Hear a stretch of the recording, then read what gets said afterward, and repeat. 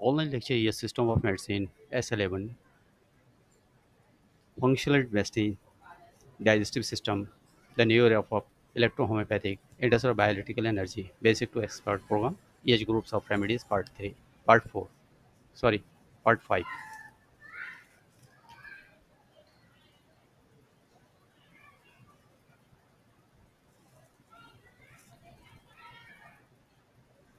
Part 4 आज का programme है पार्ट 4 स्क्रो फ्लोसो 11 S11 ये कंटिन्यू है वात पेन इन वेस्ट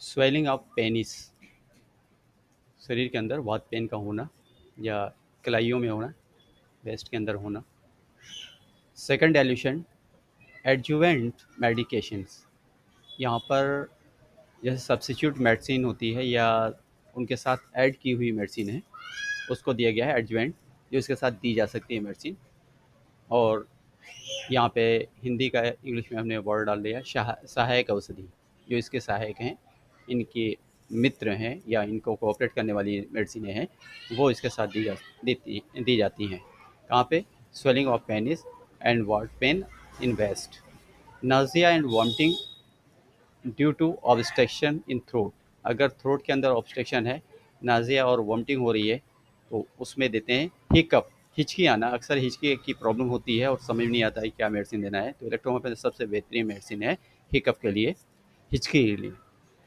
तो S11 है feeling of blood accumulation in heart अगर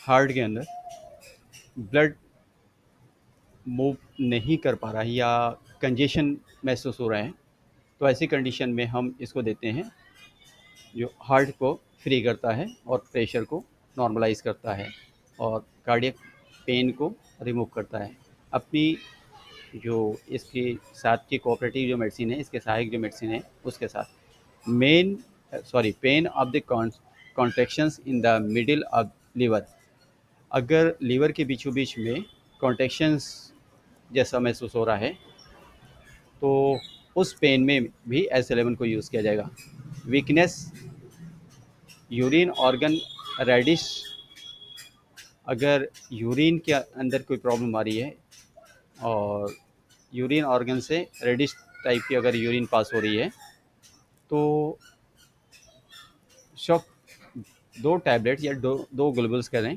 क्विकली जो है टंग पे रखना चाहिए cancer of liver stomach cancer of liver stomach mouth uterus bones inflammation ये liver cancer stomach cancer mouth cancer और यूट्रस और और bones all types of bones inflammation अगर पाए जा रहे हैं तो ये इन सब जगह पे इसका यूज़ किया जाता है सेकंड एल्यूशन में एडजुवेंट मेडिकेशंस सहायक औषधि मतलब कोऑपरेटिव मेडिसिन के साथ ग्वाइटर जिसे घेगा भी कहते हैं गला फूला होता है और leucorrhoea acidic bleaching higher dilution adjuvant medication सहायक औषधि एक्सटर्नल यूज्ड और एक्सटर्नल मेडिसिन के साथ यूज़ की जाती है जो इसके साथ एक्सटर्नल दी जाएगी अब जैसे कि लिकोरिया है लगाने के लिए मेडिसिन आएगी ग्वाइटर होगा एक्सटर्नल लगाने के लिए आएगी एसिड ब्लीच चेस्ट पे इस पॉइंट पे लगाने के लिए आएगी तो उस हिसाब से यहाँ पर उस मेडिसिन के साथ ये यूज़ की जाएगी जैसे कि एसिड ब्लीच है इसमें हमारे बॉडी पॉइंट पे रेड इलेक्ट्रिसिटी और वाई इलेक्ट्रिसिटी अल्टरनेट लगाते हैं तो एसिड ब्लीच के अंदर लगाना ज़रूरी होगा लिकोरिया के अंदर से लोशन दिया जाएगा और वाटर पे भी लोशन और ऑयल दिया जाएगा ऑइंटमेंट दिया जाता है जिसे उस गांठ पे लगाने के लिए लिकोरिया के अंदर जो है रखने के लिए लोशन दिया जाता है इंटरनल सुखंडी मतलब रिकेट जिसे सूखा रोग कहते हैं कॉन्स्टिपेशन कब्ज indigestion palpitation in the liver liver के अंदर किसी तरह के पल्पिटेशन पाने पे वात वात पेन वात पेन का यहाँ पे थोड़ा डिफाइन कर दिया है वात pain vata people often have small or thin frame and the dry skin and hair, जिन वो लोग जिनके स्किन पतली हो, बाल पतला हो, they are sensitivity to cold weather and may have cold extremities, circulation issues and joint pen.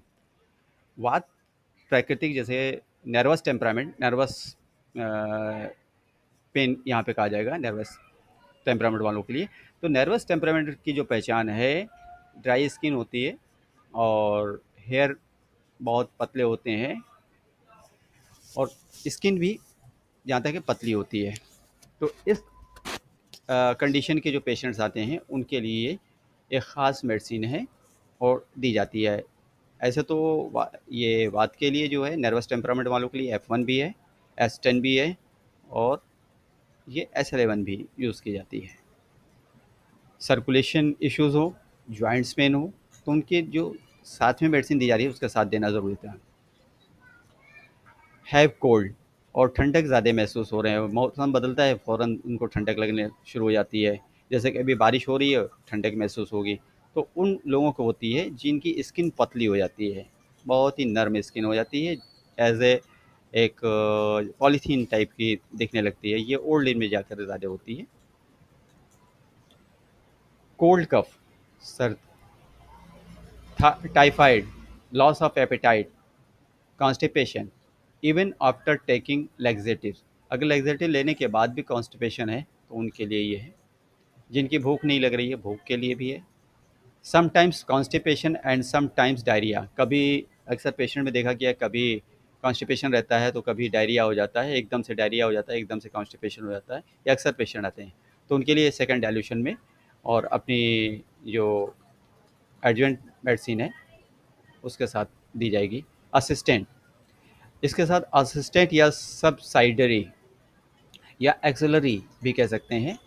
ये इतने इसकी मीनिंग्स हैं जो सहायक मेडिसिन होती हैं। एक्सटर्नल यूज़, और बाहर से इस्तेमाल किए जाएंगे, बाहर यूज़ करने वाली मेडिसिन को भी साथ में रखा जाएगा। एवरी टाइप्स ऑफ कॉन्स्टिपेशन, हर तरीके के कॉन्स्टिपेशन में ये अच्छा रोल करती हैं। रेक्टल प्रोलैप्स, रेक्टल प्रोलैप्स होता है, इसे कांच का निकलना होता है। हिंदी वाले समझ पाएंगे कि कांच कहते हैं हिंदी में से, लेकिन उसका जो इंग्लिश ट्रांसलेट हुआ glass coming out.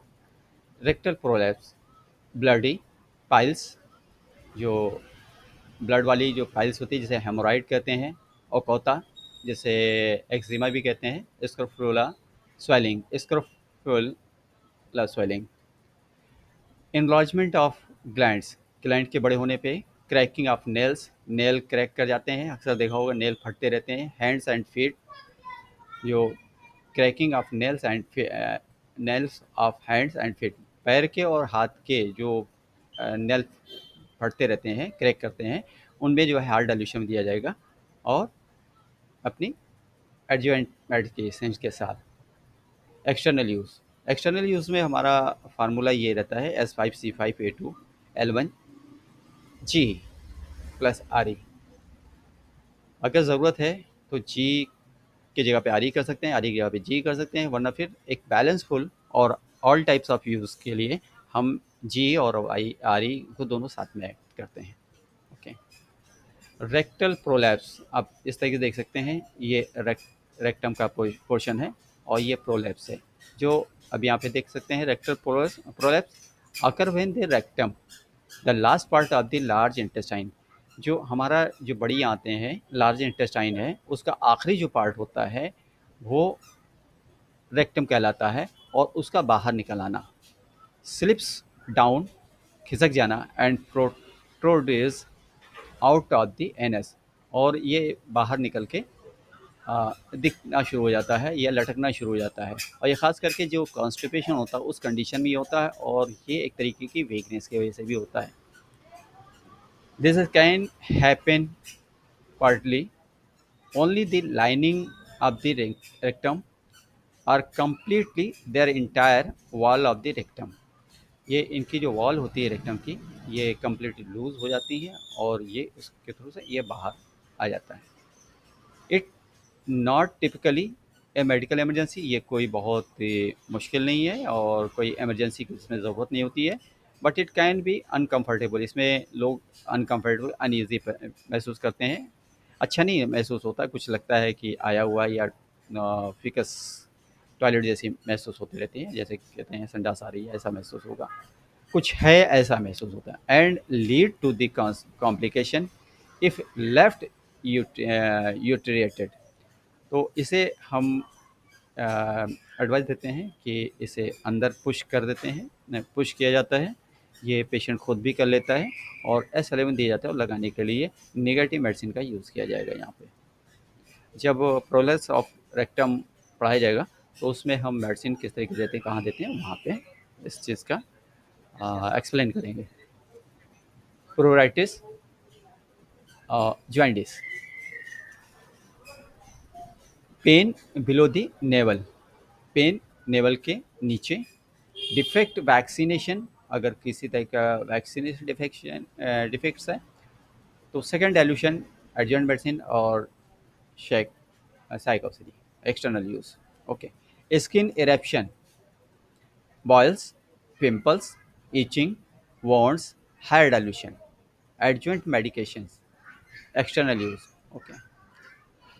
Burning and pain, of pain in urination, पेशाब में जलन हो रही है और दर्द है और यूरिन करते वक्त पेन होती है। Enlargement of prostate gland, prostate gland बढ़ गई है। Stone in the urine, pain in the peritoneum membrane, peritoneum membrane में पेन हो रही है। पेरिटोनियम मेम्ब्रेन में अगर पेन हो रही है तो ये C15 के साथ दी जाएगी। ओके। और यूरिन स्टोन है तो इसके साथ जो भी मेडिसिनें हैं यूरिन स्टोन के लिए रिपोर्ट के साथ देखने के बाद एडजस्ट की जाएगी। फिर enlargement of prostate gland, prostate gland की जो मेडिसिनें हैं प्रोस्टेट, उसके साथ साथ इसको अल्टरनेट में दिया जाएगा। Okay. Shrinking of skin, dandruff in the head, ये सेकंड डाइल्यूशन में, ये सारी चीज़ों कॉम्प्लिकेशन में सेकंड डाइल्यूशन में अपने एडजुवेंट मेडिसिन मेडिकेशन के साथ एक्सटर्नल यूज़ में दी जाएगी। Burning and itching in the testicles, अक्सर आजकल बारिश के दिनों में बर्निंग भी आ रही है, ईचिंग भी आ रही है पेशेंट में टेस्टिकल के अंदर। एंड पेनिस, यहाँ पर हम हायर डाइल्यूशन का यूज़ करेंगे। ओके। लेबर पेन में, labour pain, ear and tooth pain, tingling, वात पेन जैसे झंझनाहट होना, स्वेटिंग इन द हेड, सर में पसीना आना, ये ज़्यादातर कॉम्प्लिकेशन होती है और ये तलाश किया जाता है कि हम कौन सी मेडिसिन यूज़ करें। तो sweating in the head, pain of gas, burning in the soles, पैर के तलवे में जलन होना, पेन ऑफ गैस, गैस की दर्द होना, रेस्टलेसनेस, अपने आप को थका महसूस करना, स्वेलिंग आईलिड, आँखों की जो जो आईलिड है उसमें सूजन आना, higher dilution, adjuvant medication and external use.